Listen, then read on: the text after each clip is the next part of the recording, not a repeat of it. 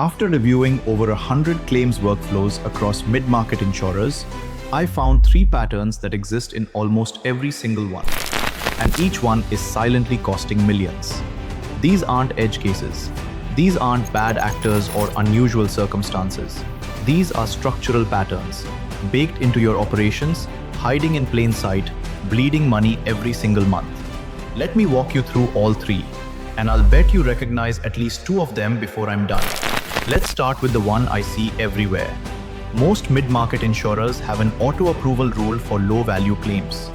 The logic sounds perfectly reasonable. If a claim is under a certain dollar amount, say $5,000, approve it automatically. Skip the adjuster review, get the claimant paid fast, keep your cycle time low, customer satisfaction stays high. And on paper, it makes sense. Why would you spend $300 in adjuster labor to review a $2,000 claim? The math doesn't work. But here's the problem nobody's looking at. Pull up a histogram of your claim amounts, not the averages, the actual distribution. And look at what happens right below that threshold. You'll see a spike, a statistically impossible spike of claims landing at $4,800, $4,850, $4,920, $4,999, just under the line, every single time. That's not coincidence, that's exploitation. Fraudsters know your threshold. They've tested it. They submit claims designed to land just under the auto-approve ceiling. And your system, the one built for efficiency, rubber stamps every single one. I've seen insurers where 15 to 20% of all claims in the auto-approve band showed clustering patterns consistent with threshold gaming.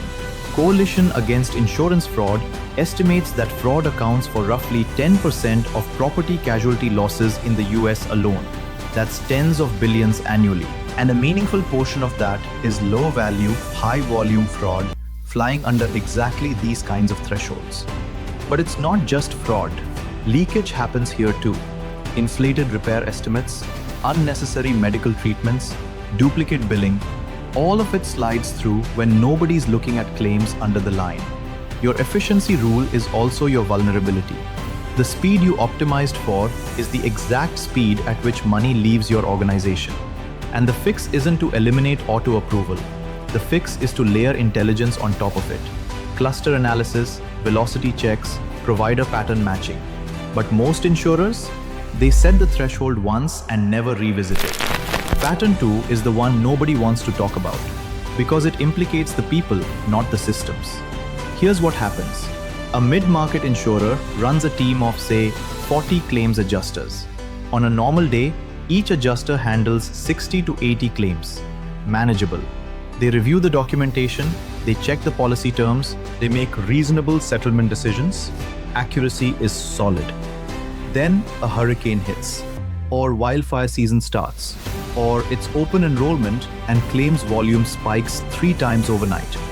Now those same 40 adjusters are handling 150 to 200 claims each, and nobody pauses to ask, what happens to accuracy when caseload doubles? I'll tell you what happens. Overpayments spike dramatically. Research from the Insurance Information Institute and claims management firms like Mitchell International has consistently shown the relationship between adjuster workload and settlement accuracy. When adjusters are overloaded, they default to paying high. Why? Because denying or negotiating a claim takes more time, more documentation, more back and forth. Approving at the requested amount is fast. So during high volume periods, exactly when claim amounts tend to be highest, your adjusters are making the least accurate decisions. They're overpaying on settlements, they're missing red flags. They're skipping the secondary review that would catch an inflated estimate. And here's the part that really stings. Most insurers measure adjuster performance on throughput. How many claims did you close this week? What's your average cycle time? Speed, volume, efficiency. Nobody measures accuracy by workload level. Nobody runs a report that says, when adjuster A handles more than 100 claims, their overpayment rate increases by 22%. That data exists in your systems, but nobody's pulling it. Nobody's correlating caseload to accuracy. You're not staffing for accuracy, you're staffing for throughput. And the difference between those two things is millions of dollars a year in overpayments that nobody can see because nobody's measuring the right variable. The insurance industry paid out over $890 billion in claims in 2023, according to the Insurance Information Institute. Even a 1 to 2% improvement in settlement accuracy across mid-market carriers represents enormous recovered value. But you can't improve what you don't measure. Pattern 3 is the one that should make every CFO's blood pressure spike. Because this isn't money you're losing to fraud or overpayment. This is money that's legally yours, identified, documented, owed to you, and nobody picks it up. Subrogation. The right to recover claim payments from a responsible third party. You pay your policyholder's claim, and then you recover that payment from the at-fault party's insurer. In theory, every insurer has a subrogation process. In practice, it's a black hole. Look at that funnel. 1,000 opportunities identified. Maybe 800 make it into the system.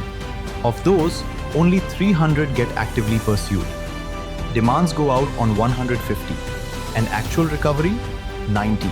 That's a 91% drop-off from opportunity to recovery. I've seen mid-market insurers leave $5 to $10 million in subrogation recoveries on the table in a single year. Not because they couldn't recover it, because nobody was tracking it. The claims team identifies the subrogation potential, notes it in the file, and moves on to the next claim. There's no automated pipeline, no aging report, no escalation when a recovery sits untouched for 30, 60, 90 days. And here's the time problem. Subrogation recovery rates collapse after 90 days. The National Association of Subrogation Professionals has documented this extensively. After 90 days, the at-fault party's insurer has closed their file. Evidence gets stale. Witnesses disappear. The longer you wait, the harder it gets and the less you recover. So you have a system where opportunities are identified but not pursued, not tracked, and not escalated. And the window to act is shrinking every single day. Money that's legally yours, sitting on the table, and nobody picks it up. The fix is straightforward in concept. Automated subrogation tracking, aging alerts, escalation workflows, and recovery rate dashboards. But most mid-market insurers run subrogation on spreadsheets and memory. And every day that continues, money walks out the door. So let me ask you something. If you're watching this and you run claims operations at an insurer or an Insurtech, how many of these 3 patterns did you recognize? The auto-approve threshold with no intelligence layer on top. The adjuster overload problem with no accuracy by workload analysis. The subrogation pipeline with no automated tracking or escalation.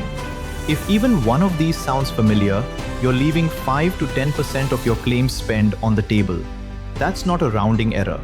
For a mid-market carrier processing $200 million in annual claims, that's $10 to $20 million in recoverable value every year.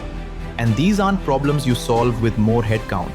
These are structural problems. They require structural solutions. I'm building FluxForce because these 3 patterns are structural. They exist in almost every claims operation and they compound every year. We started with fraud detection. Aiden Flux is production ready. Claims intelligence is next on the roadmap. If you run claims at a mid-market carrier, I want to know which of these 3 patterns is costing you the most. That's not a sales question, it's a design question. The answer shapes what I build next. Link in the description. And if you know someone running claims ops who needs to see this, send it to them.